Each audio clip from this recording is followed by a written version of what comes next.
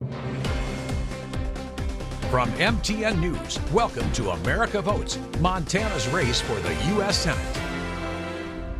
Good evening and thanks for joining us for part 2 of our special coverage previewing the 2024 election. I'm Tim McGonigal. We're coming to you once again tonight from our MTN studios in Great Falls. Now, this is where we had planned to host a debate between Senator Jon Tester and his opponent Tim Sheehy. Now, political debates are a tradition MTN takes seriously, and we've held them for all major statewide races for at least the past 30 years. But this year is an exception. Senator Tester accepted our invitation to debate. Tim Sheehy did not.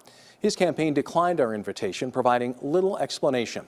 We then requested to sit down with both candidates for 30 minutes to talk about their visions for Montana and their political records. Again, Senator Tester accepted the invitation. Tim Sheehy declined.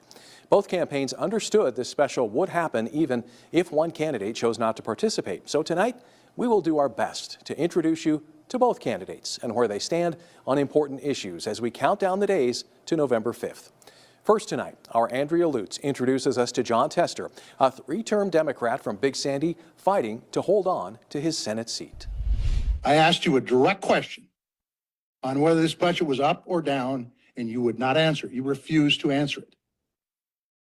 That is totally unacceptable. Before Jon Tester became entrenched in the U.S. Senate, one of the most senior senators in Congress, we all knew him as a third-generation dirt farmer. Yeah, we're just starting the planning. Like most farmers, one of his biggest concerns each year is his crops. This was back in 2018, a glimpse at the senator at work on the farm. We'll get done with this probably tomorrow, and then we'll start on the grain. Back then, it was a tough race for Tester, too, defending his seat against Matt Rosendale. Some people would say, well, geez, are you concerned about the election?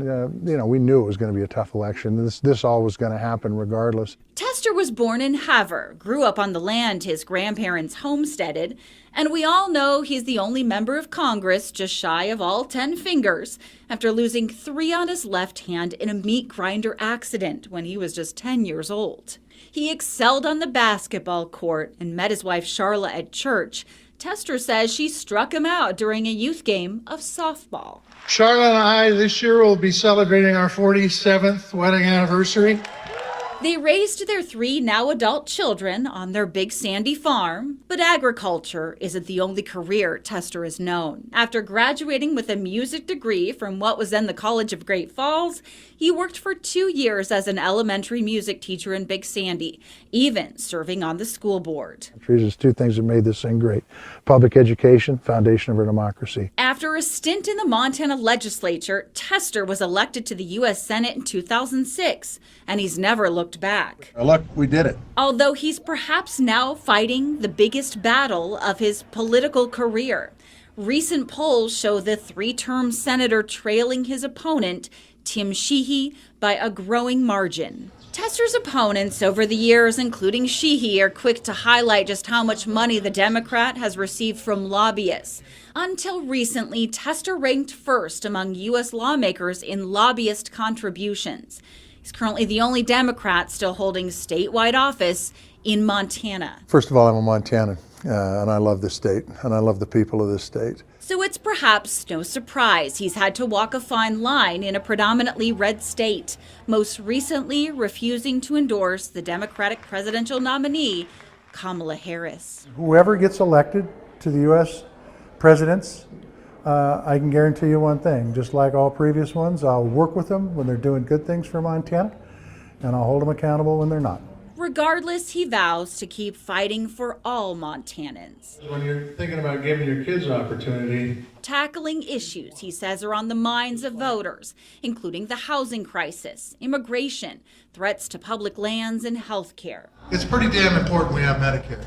Tester has been a crusader for veterans in Montana and across the country. When it comes to working for veterans, I won't take a back seat to anybody. As the ranking member of the Senate Veterans Affairs Committee, Tester says one of his proudest pieces of legislation is the PACT Act,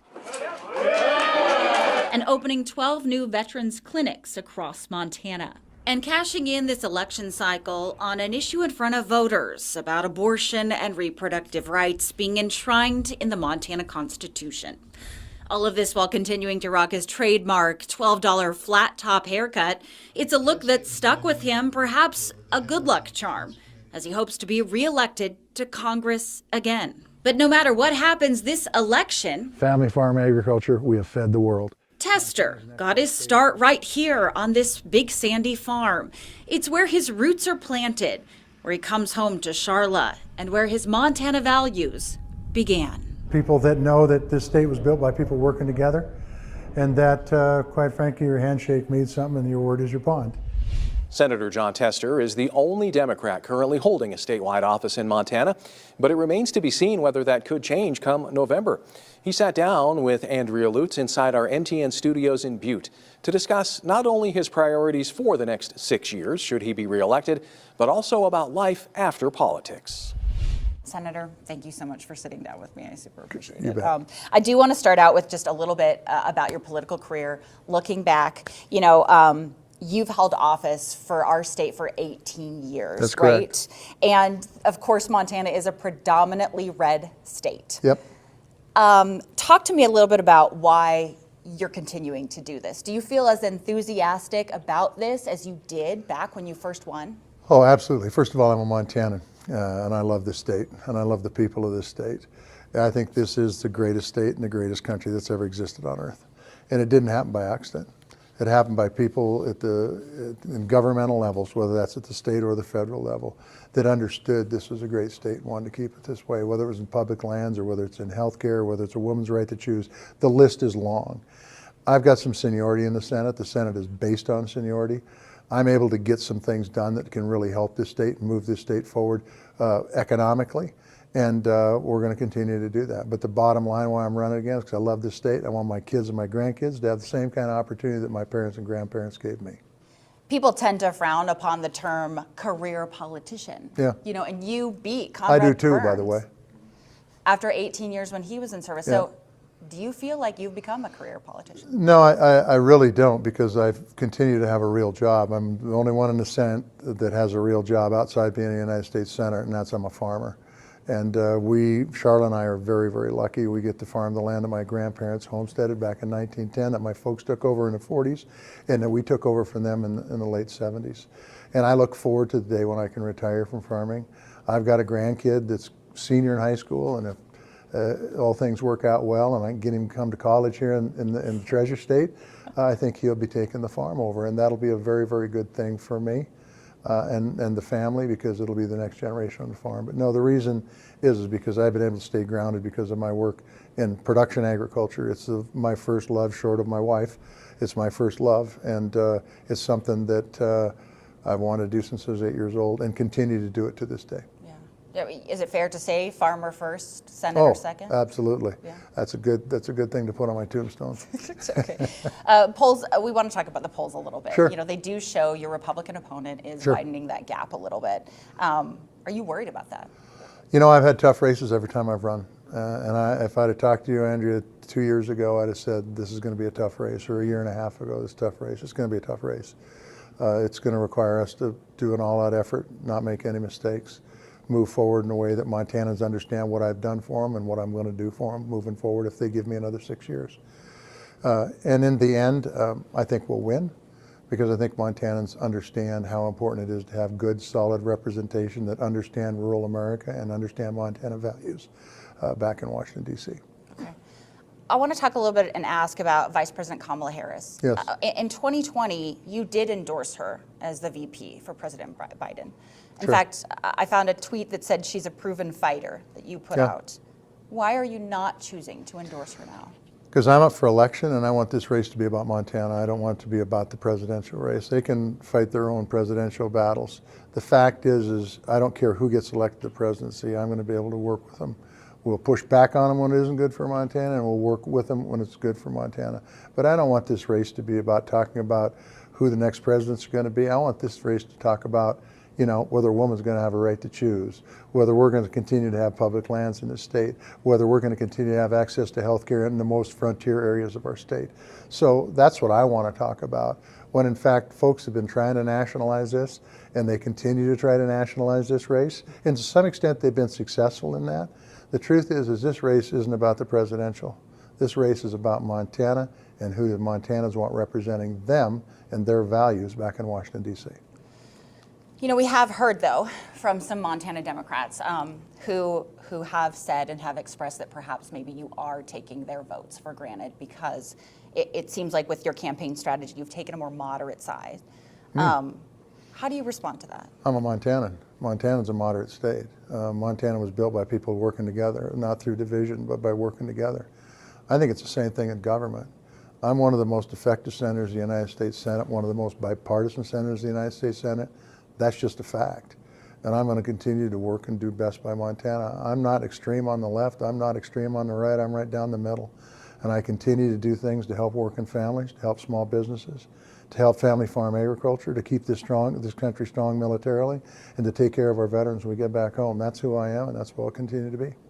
Do you think it's harder to campaign and be a Democrat in a predominantly red state? I've never lived anywhere else. I never have. This is, you know, I've basically lived 100 miles from where I was born my entire life. This is all I know. So whether it was my days on the school board or my days in the state legislature or my days in the U.S. Senate, Montana's about hard work. I mean, we're sitting in Butte, America right now. This town's about hard work, and so is the whole state. And so I'm accustomed to hard work, and you just roll up your sleeves, you get the job done. That's what we do in this state. I do want to ask you about some of the issues that you obviously feel very passionate about. Let's start with the Farm Bill. Sure. You, again, have said that you are the only working farmer. Yep. You take that very seriously. It's very near and dear to you, but we have not had a Farm Bill. That's now. right. So where are we at on this, and are you taking the leadership role in So it? everything gets tied up in politics in Washington, D.C. It's unfortunate, but until we get the money out of politics, this is the way it is, and I think we need to get the money out of politics, and I got some bills to do that. But that aside, it's really important we get a farm bill for certainty's sake. You know, farmers struggle with markets, they struggle with input costs, they struggle with weather. The Farm Bill is about the only thing of certainty that they have to deal with. And look, it's tied up with SNAP benefits right now and reference prices. All this stuff can be worked out, but you got to have people at the table that want to get it worked out. Right now, it's politics all the time. I anticipate we'll get a farm bill done during the lame duck, the time between the election and when the next Congress starts, because the crazy season of the election will be over, and people will stop saying, well, who gets an advantage if we pass a farm bill? Does this party get an advantage or that party? The fact is food security is really, really important. Family farm agriculture is really, really important. We need to get a farm bill done. I have been working hard. I do not sit on the Ag Committee, believe it or not, the only actively engaged farmer in the Senate, and I'm not on the Ag Committee, but that doesn't matter. We continue to put pressure on Stabenow and Bozeman to try to get this farm bill done, and we'll continue to do that moving forward. By the way, that's the chairman and ranking member of the Senate Ag Committee. Does it give you some heartache that you don't sit on the Ag Committee to really, I mean, as a position that you're in? So I've got 5 really, really good committees, and I would love to be on Ag, but at some point in time, there's a limit to the number of committees you can sit on. But what I do is I continue to educate people in Washington, D.C. about the challenges of production agriculture and try to push forward with a farm bill that meets the needs of our folks that are in production agriculture. Look, it used to be the entire Senate was farmers almost. Now they're few and far between. I think that's unfortunate. But the truth is that agriculture is still the #1 industry in Montana. Having a farm bill is really critically important to make sure that those farmers have certainty moving forward. So we already know where you stand on abortion rights and reproductive Yep. rights. You and I have had this conversation before. I've asked you these questions. Yes. But what I do want to ask you about this is, do you support it being restored at a national level? Or do you think that there is some strength in the issue going to the states? I do not think there's any strength of it going to the states. I think that Roe v. Wade needs to be restored at the national level. It's been there my entire adult life until it was thrown out with the Dobbs decision, the biggest reduction of freedom in my lifetime. These are very difficult decisions. They're complex decisions. They're decisions that shouldn't be made by a U.S. senator or a judge or a bureaucrat. They need to be made by the woman and their doctor. That's fundamentally where I'm at, have been. That's fundamentally where I'm at.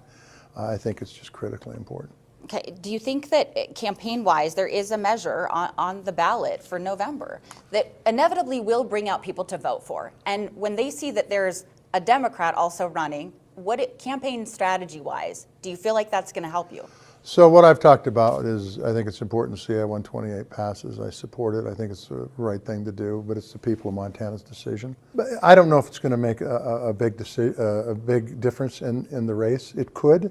I hope it does, because I think freedom is important to Montanans. And I don't think Montanans want the federal government or the state government telling them how to make healthcare decisions.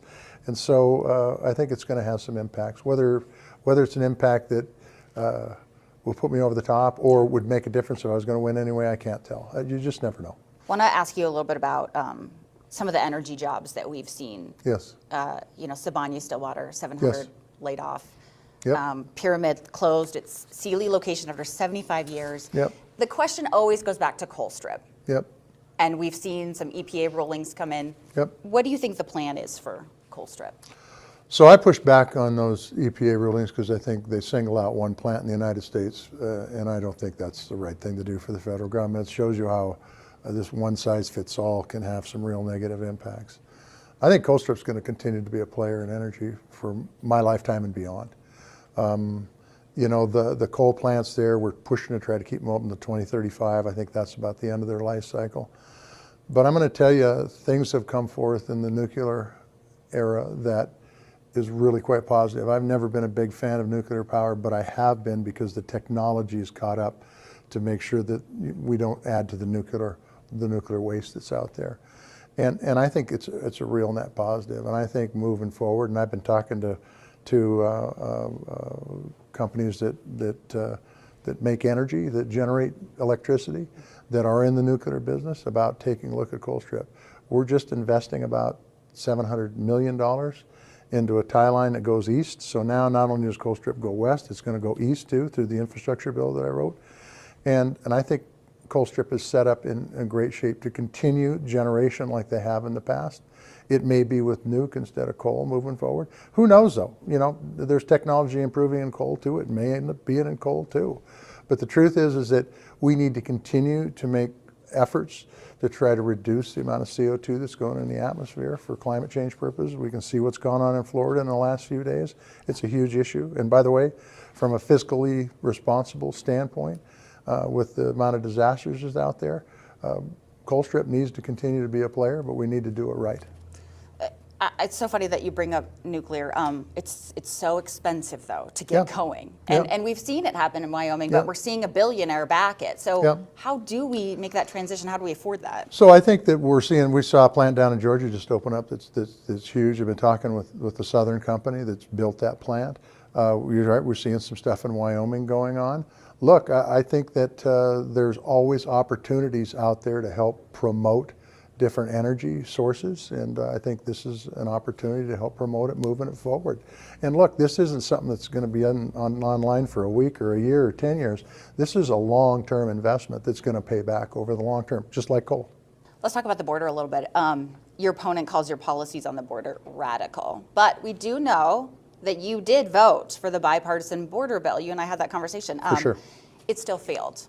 So we've also seen the impacts from the border here in Montana. We've seen the fentanyl seizures just skyrocketed. We've seen it in Billings. It's very near and dear to us in Billings. We've seen it in our tribal community. So what is the issue at the border? I mean, and do you really feel like there is a path to amnesty for some of our... No, there is not a path to amnesty. I do believe that, and I've never voted for a path for amnesty. I think that just like, unless you're Native American, just like our ancestors did, you get in line, you follow the law, you pay your taxes, you learn the language, and then, if you meet those criteria, you're possibly become a U.S. citizen. Look, the border's a political football right now. The reason that bill passed, or failed, is because of politics.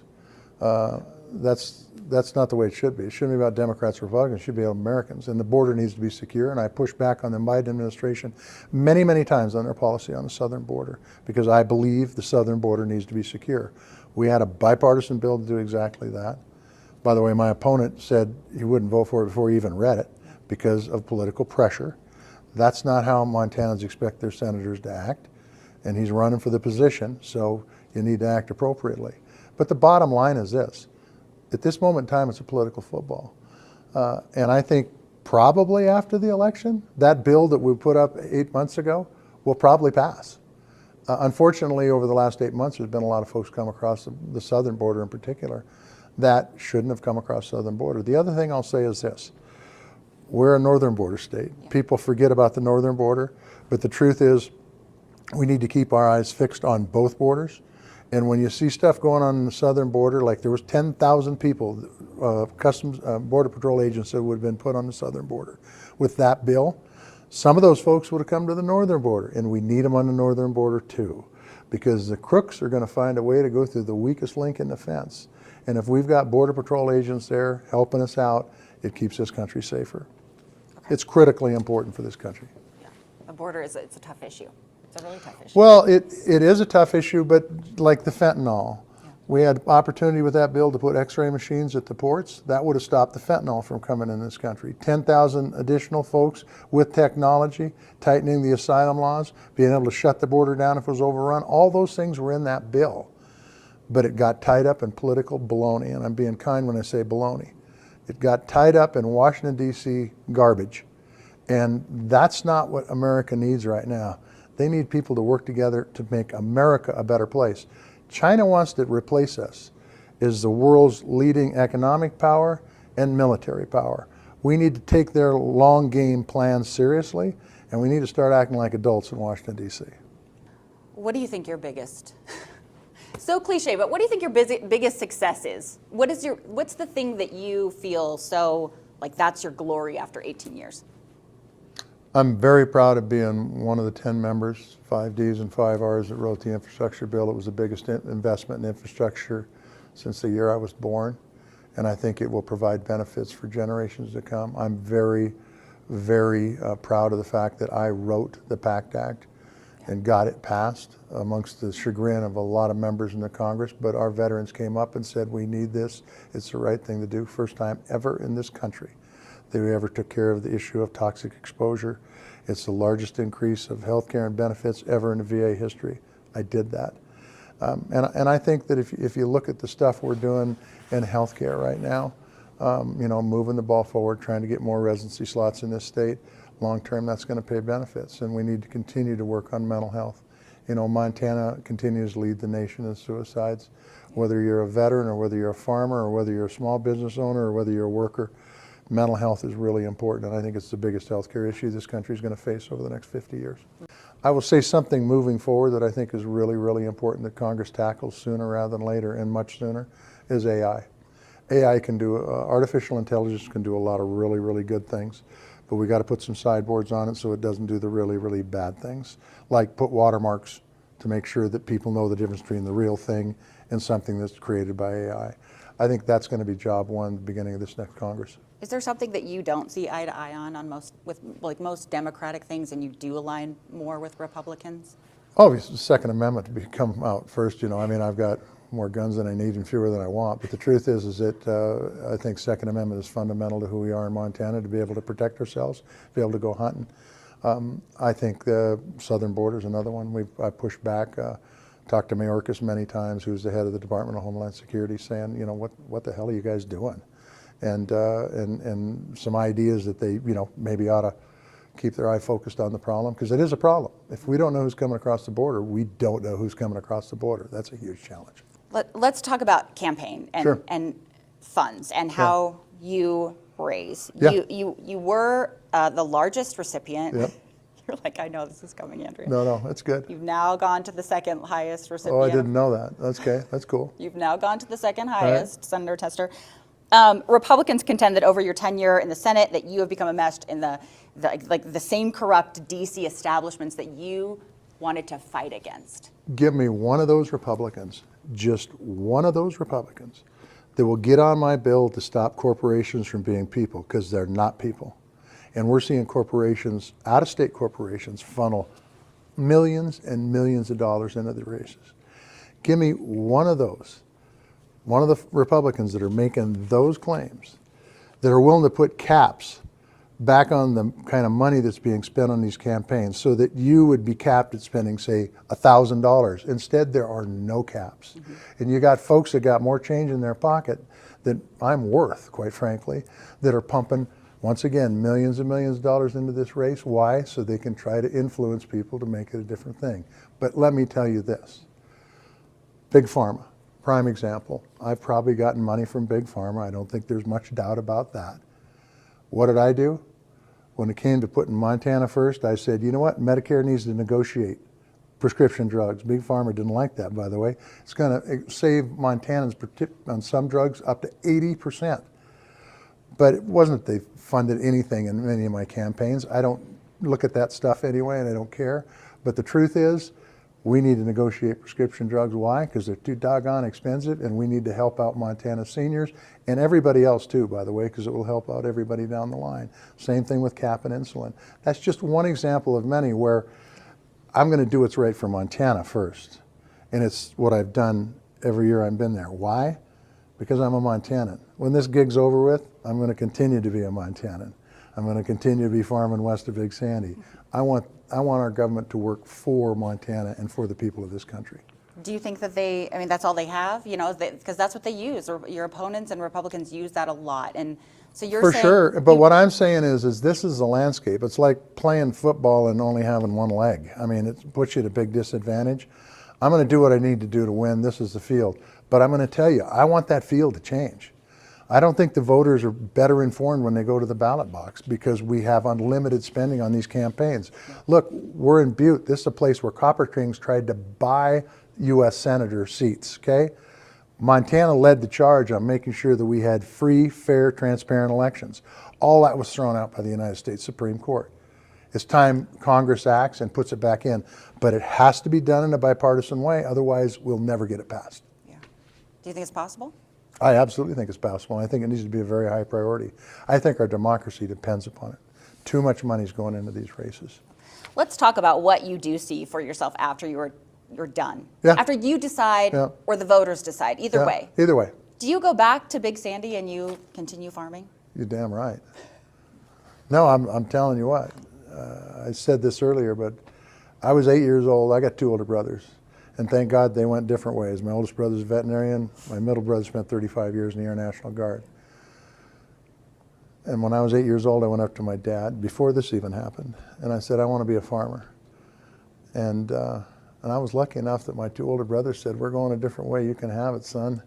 And I got married, got really lucky and married an incredible woman. And she's been by my side the whole time for 47 years. And we've been on that farm since I graduated from college, and it's what I really love. It's truly what I love. It's something that I get up in the morning and I look forward to. I don't care if it's going out and cleaning out a grain bin or running a tractor or getting some seed cleaned, whatever it might be. I just like that work, and there's a real feeling of accomplishment with farming, with agriculture. Now, does it have its ups and downs? Yeah, when the white combine comes in, a hailstorm, and wipes you out after you spent all year long, and it happens 10 days before that crop's ready to cut, which happened 3 years ago. Wow. Yeah, it kind of takes the gas out of you. But the truth is, I wouldn't change it for any other occupation in the world. You know, we're in the middle of the baseball playoffs, and the baseball players are always saying, you know, I got the greatest job. I get to play baseball. I feel the same way about production agriculture. Well, you have gotten some things done, though. I mean, would you ever consider serving Montana? Would you ever consider a run for governor? No. That day is coming past 20 years ago. Think so? When I actually thought about doing that at a moment in time. But no, I've been able to do some good things in the United States Senate, and I did some great things when I was in the state legislature too. And I just, you know, look, if this works out or doesn't work out, if it's this year, if it's 6 years from now, no, I intend fully to go back to the farm and continue. And then I've got to figure out how to wean myself off it once my grandkid takes over. Truthfully. You have talked a lot about, you know, what you want to see happen Yeah. if you're reelected and, Yeah. and moving back in. Yeah. What do you think that first priority is going to be? Is it the border? Is it the... Oh, yeah, look, I mean, I hope the border gets done in the lame duck. I hope the farm bill gets done in the lame duck. If it doesn't, those two are top priorities in the next Congress.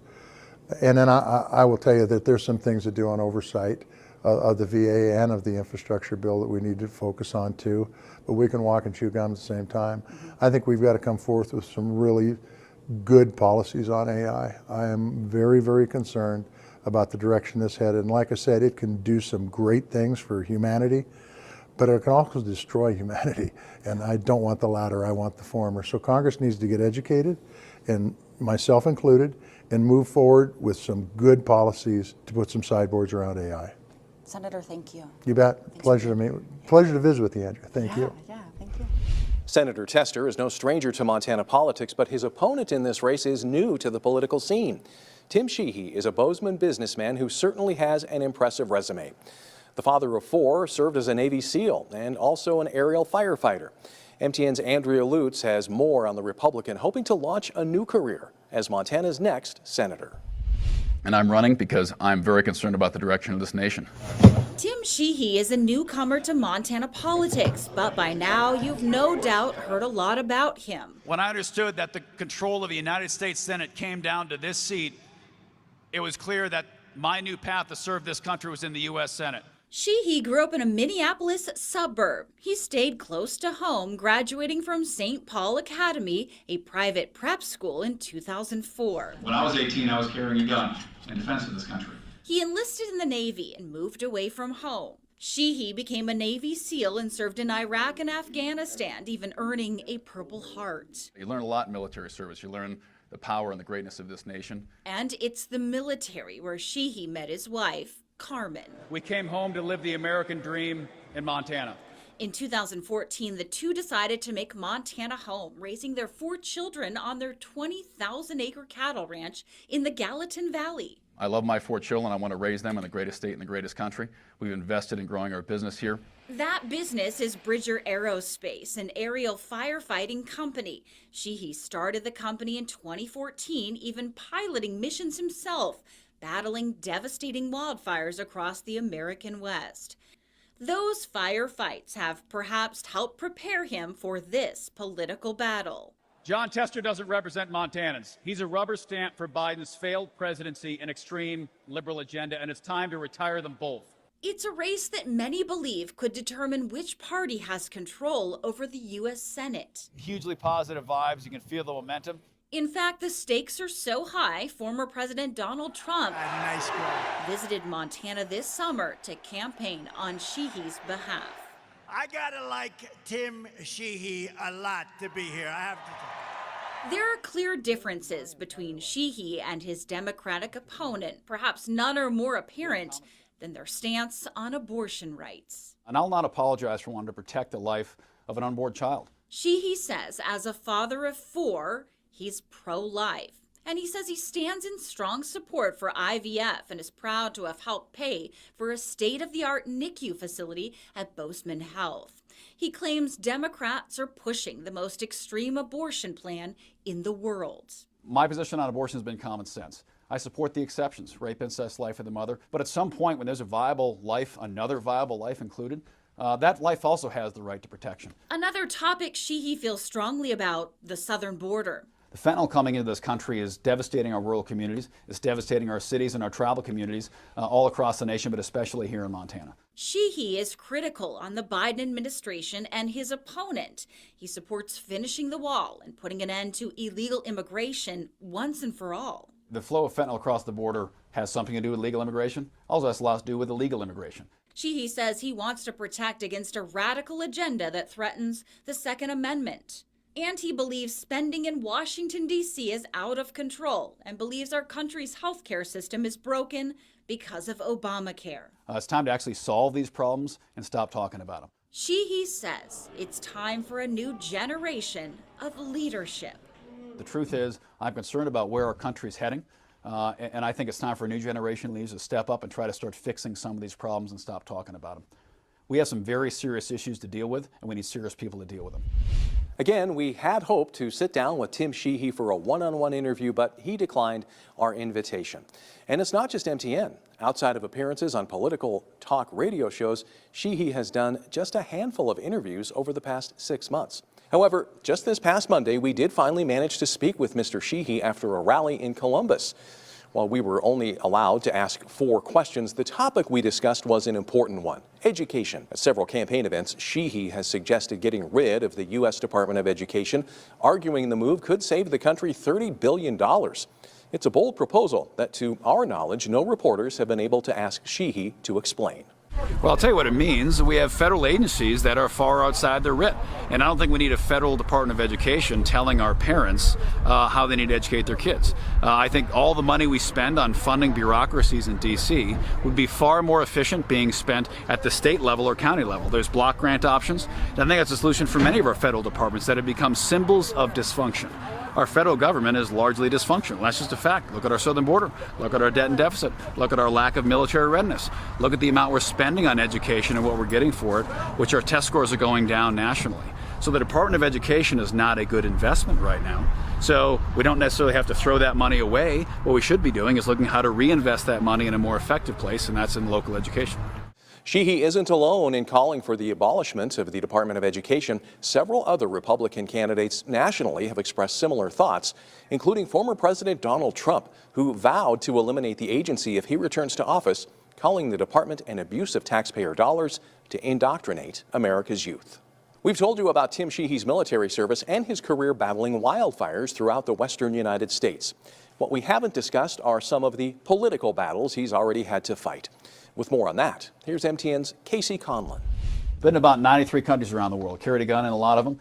U.S. Senate candidate Tim Sheehy is no stranger to combat. We didn't do one deployment, we went back again and again and again and again and again.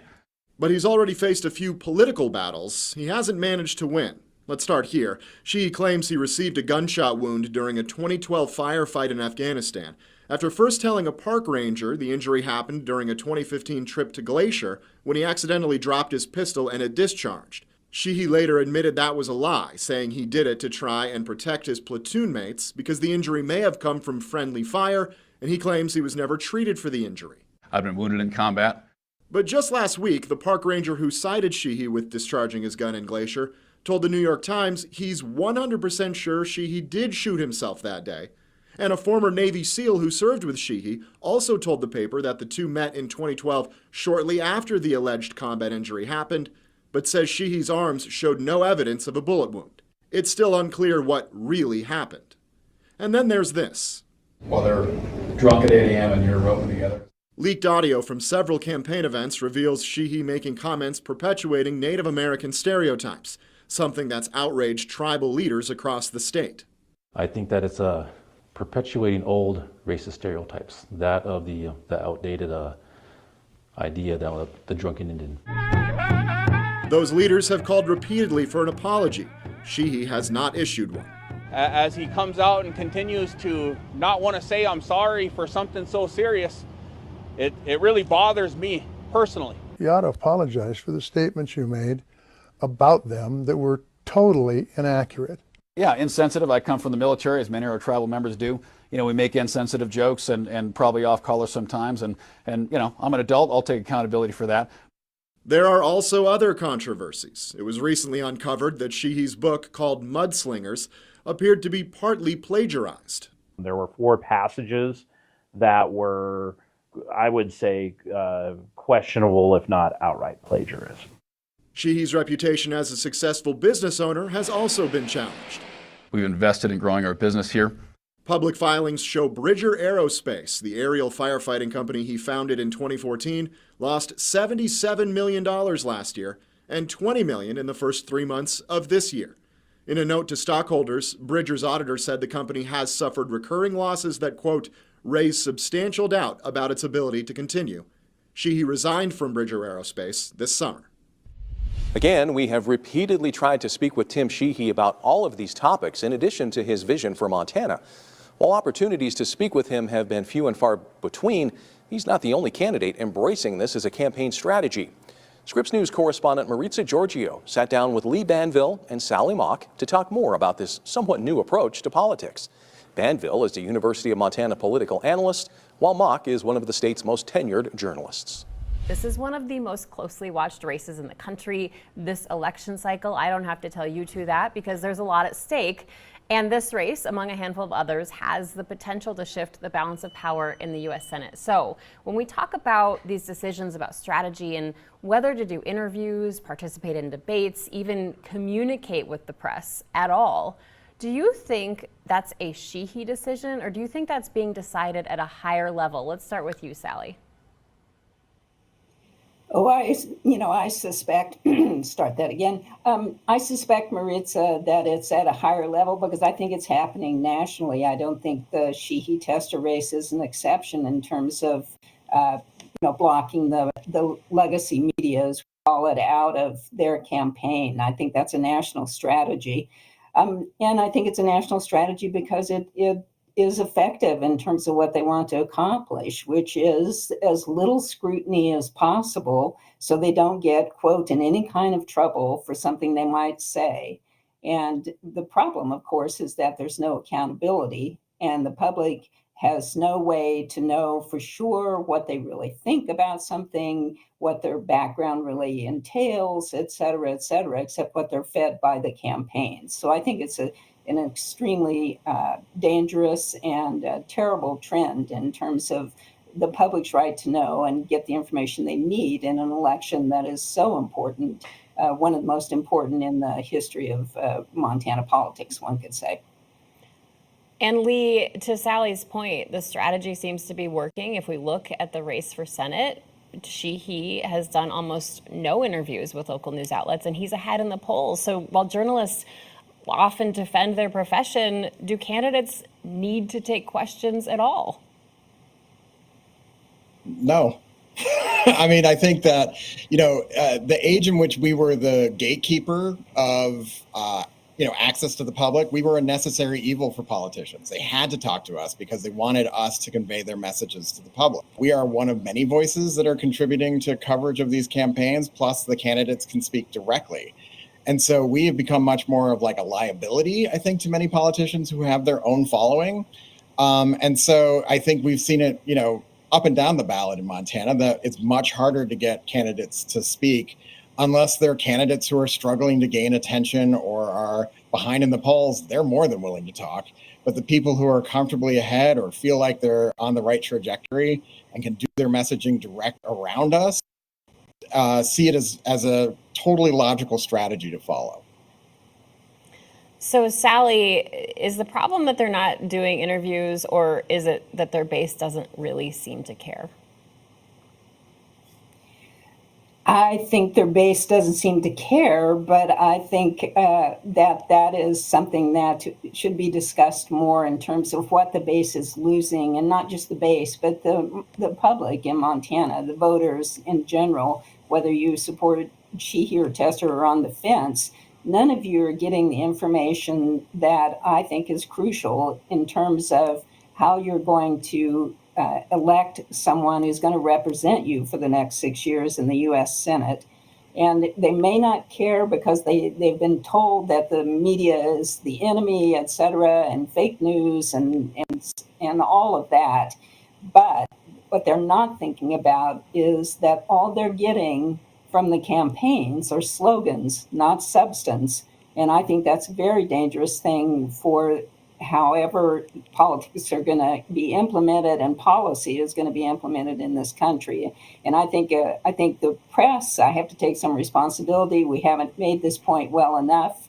And I am happy that it's being discussed more now, but I think it's something that we've ignored too long, and we need to speak up about it and emphasize to the public what they're losing by agreeing to the, silently basically agreeing to this new normal of candidates and office holders not speaking to the press, period.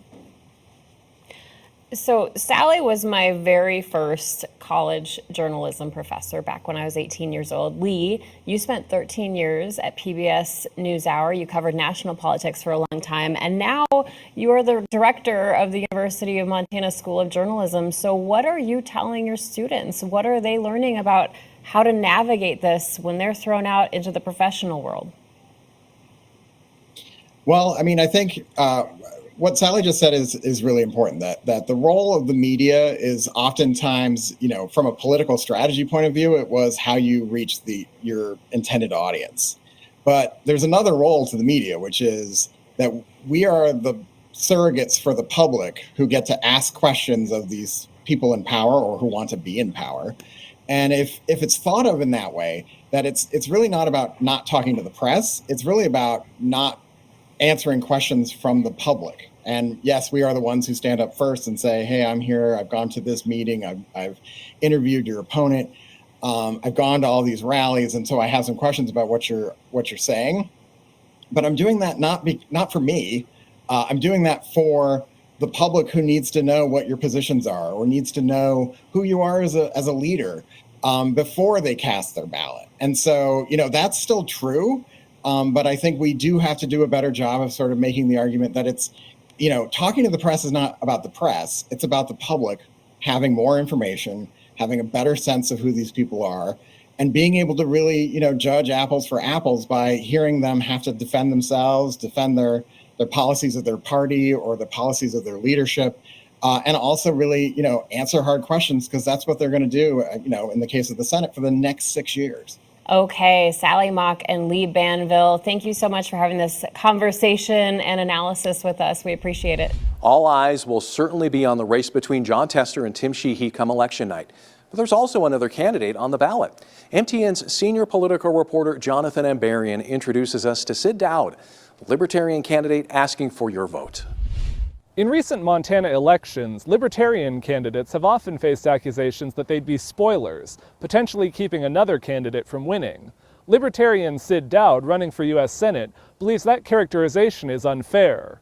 I did not consider what this might do to Jon Tester or Tim Sheehy when I'm running. I'm running because I want to change policy, and they're not going to do it, at least from what I see. Dowd is the chair of the Montana Libertarian Party, the state's most successful third party. He works as a consultant for a company in the defense industry, and he's a Kalispell City Council member, a nonpartisan position. Dowd calls Tester and Sheehy good men, but says the two main parties need to change. Every politician that runs for office in Montana, at some time during their campaign, they'll tell Montanans, I'm basically libertarian, or I have libertarian leanings, because that really plays here. Montana is one of the few states that actually understands maybe what a libertarian is. In his campaign, Dowd has talked about reducing federal spending and debt, abolishing the Federal Reserve, and keeping the U.S. out of overseas conflicts. Everything that I'm basically about is making sure that the dollar that's in your wallet is worth more, and that we're taking the lives of our children into consideration, especially when we start talking about the endless wars that we seem to be always engaged with. Dowd says there's a barrier for third parties because people vote defensively against the candidate they don't like. But regardless of the results, he believes Montanans want an option like him. The rational middle is fatigued because they keep having to support candidates that do things that they don't want, just because they don't want the other side more. And we're starting to see that fatigue come down to, well, I'm going to take a chance and vote for the third party, because even if they don't win, if they get a higher percentage, my voice is going to be heard. There's also another third-party candidate on the ballot for Senate. Robert Barb of Darby is running as a Green Party candidate. MTN has repeatedly reached out to him but hasn't heard back. In Helena, Jonathan Ambarian, MTN News. With Election Day drawing near, you may be wondering what the polls say about this race. Most show Tim Sheehy with a growing lead. Decisions Desk HQ, which is partnering with Scripps News for this election, gives Sheehy an 81% chance of winning in November. And a New York Times Siena College poll released last week shows the Republican leading Tester by 7 percentage points. A Sheehy win could have big implications as Republicans look to flip the U.S. Senate. Scripps News' Stephanie Liebergen has a closer look at which races will be the most closely watched by both parties when voters head to the polls. With Election Day less than a month away, Democrats' odds of holding on to their slim Senate majority appear bleak. Of the 34 Senate seats up for re-election this year, Democrats are defending 23 of them. The GOP is all but guaranteed to flip West Virginia, the seat being vacated by Senator Joe Manchin. If Republicans can flip one more, they'll likely have the majority in January. In Montana, Democratic Senator Jon Tester was seen as a popular incumbent, but polls have Republican Tim Sheehy in the lead. Experts say the political climate and the strength of his opponent makes this election harder for Tester. He's running in a presidential cycle that is increasingly difficult in a state that in 2020, President Trump won by 16 points. Tim Sheehy has been able to put his own money in the race, his profile as a veteran, as a Purple Heart recipient. I think just the political math and the lean of the state, political gravity takes over. In Wisconsin, the race between Senator Tammy Baldwin and Republican Eric Hovde is now considered a toss-up by the Cook Political Report. Polls show Baldwin's lead is now within the margin of error. Wisconsin's probably as close to an evenly divided 50-50 state as we have in the country. So I think this race was probably always going to tighten, and I think what we're seeing is just a nature of Wisconsin elections here. Arizona may be a bright spot for Democrats as voters choose a replacement for Democrat-turned-independent Senator Kyrsten Sinema. Even though the race for president in the state is neck and neck, polls show Democratic Representative Ruben Gallego leading Republican Carrie Lake by as many as 13 points. Carrie Lake is the type of candidate that Republicans had hoped to avoid. She ran for governor in 2022, lost a very close election, but she did lose, and she has refused to concede that, has continued to challenge it in court. The challenging map for Democrats has them looking outside their typical stomping ground, and Texas might be Democrats' best chance to pick up a seat. Ted Cruz had a bit of a scare in 2018 against Beto O'Rourke in that race that he won by less than 3 points. But there's two things that I think are different in Texas than it was in 2018. Abortion and Cancun. Texas has one of the strictest abortion laws in the country, and reproductive rights can motivate voters to show up at the polls. And Democratic Representative Colin Allred has made Cruz's now infamous trip to Cancun while the state struggled with massive power outages a focus of his Senate campaign ads. Stephanie Liebergen, Scripps News, Washington. Well, now we want to bring in Joe St. George, our Scripps Deputy Political Director in Washington, D.C., to talk more about how this race is being viewed outside of Montana. Good evening, Joe, and thank you so much for joining us. Hey, good to see you. Yeah. So, Joe, let's start there. This race, Tester Sheehy, has gotten a lot of attention since day one, but is that still the case with Tim Sheehy now leading by a larger margin? Is this race still even considered a toss-up? Oh, I think so. I think Washington believes a few things, and one is that Tester can win tough elections, and Washington also believes that it's really hard to poll in Montana. I mean, I can't tell you how many pollsters I've talked to about the state of polling right now in our country. First off, it's harder to poll everywhere. People just don't answer those landlines, right? So you need a combination of the internet, you need a combination of cell phone numbers. But Montana in particular is, of all the major states that we're watching, either for the presidential or the Senate, it's just a tough one to poll. That being said, I think everyone believes that the Republicans have the advantage here, that Sheehy has the advantage here. I'm not trying to suggest that the polls are being misleading in any way, but there is this sense, certainly among senators that our Scripps News reporters have spoken with in recent days and weeks, that Tester could pull it out. That being said, it's important to remember why the country's watching Montana. They're watching Montana because control of the U.S. Senate is at stake. What does the Senate do? They confirm secretaries for whoever the next president's going to be. They confirm Supreme Court justices if there would be a vacancy. They can be a check on the president. So control of the Senate matters a lot in an election year. I think the presidential race always sucks up a lot of oxygen, but the Senate race is really going to dictate how much the next president is going to be capable of doing. It's a 51-49 Senate right now.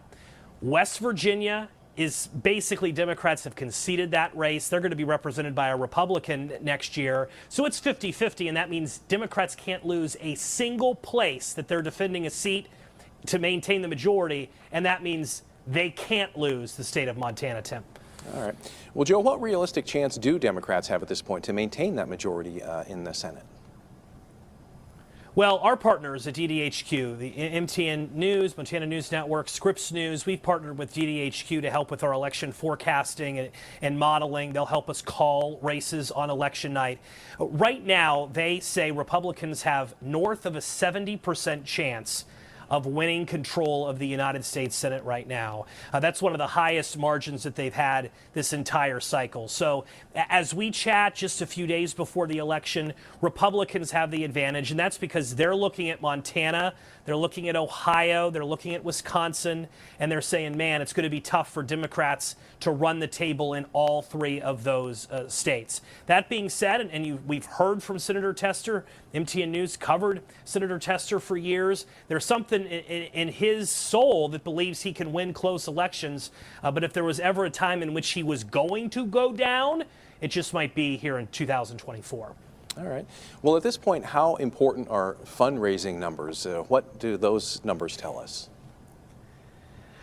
My, oh my, has so much money been pouring into this race, right? I know somebody's watching us right now saying, I am sick of all these commercials. That's all I see on my TV. I get it. I'm always, I make my job's in TV, right? We work in TV. I don't want to criticize commercials too much. They help pay our paycheck. But the reality is that for the vast majority of Montanans, the vast majority of Americans in swing states, at this stage of the cycle, they're tired of the commercials, and the commercials are a direct result of all of the money that's flowed in. Tester's raised north of $30 million. Cash was never a problem here. They've spent that not just on commercials, but also on staff, on internal polling that we don't necessarily get to see all the time. But remember, campaigns are doing their own internal polling, which is very expensive in Montana, to get a sense of, okay, do we need to spend more time in Bozeman? Do we need to spend more time in Billings? Where should we be directing our resources in the final stretch of the campaign? This Senate race in Montana is shattering records when it comes to money. But that's really just the state of our elections right now in terms of just how much money is allowed to flow into our elections, and as a result, how many commercials get produced to appear on stations like this. Yeah. Well, Joe, the Republican in this race, Tim Sheehy, he's a political newcomer, never held office before. Yeah. So how unusual is that to jump right into a race as high profile as this one? I think if we were talking 50 years ago, we would say it's pretty unusual. But now, a lot of political strategists say it's an advantage. If you don't have a record, right, what is one thing we see Republicans attack Tester on? They attack him on a lot of votes that he may have done 10 years ago, 5 years ago, right?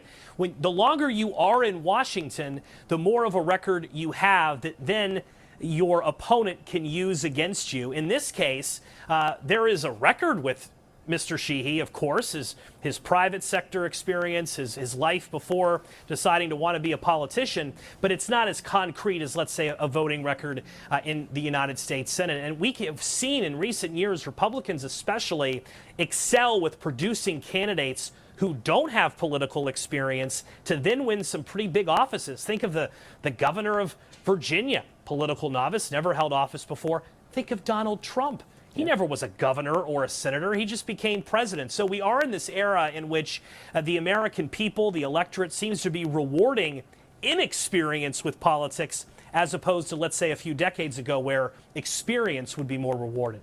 All right. Well, Joe, we thank you so much for your analysis leading up to the election. We look forward to hearing from you and hearing your thoughts on election night and even after the election. Thank you so much for joining us tonight. Good to see you. And we do want to thank you for joining us tonight for our special America Votes, Montana's Race for the U.S. Senate. If you missed any of our coverage, you can find all of our interviews right now on our MTN websites. Just click on the MTN Politics at the top of the page. On behalf of Andrea Lutz and all of us at MTN, I'm Tim McGonigal. Good night, and thanks for watching. Thank you for watching America Votes, Montana's Race for the U.S. Senate, a special presentation from MTN News.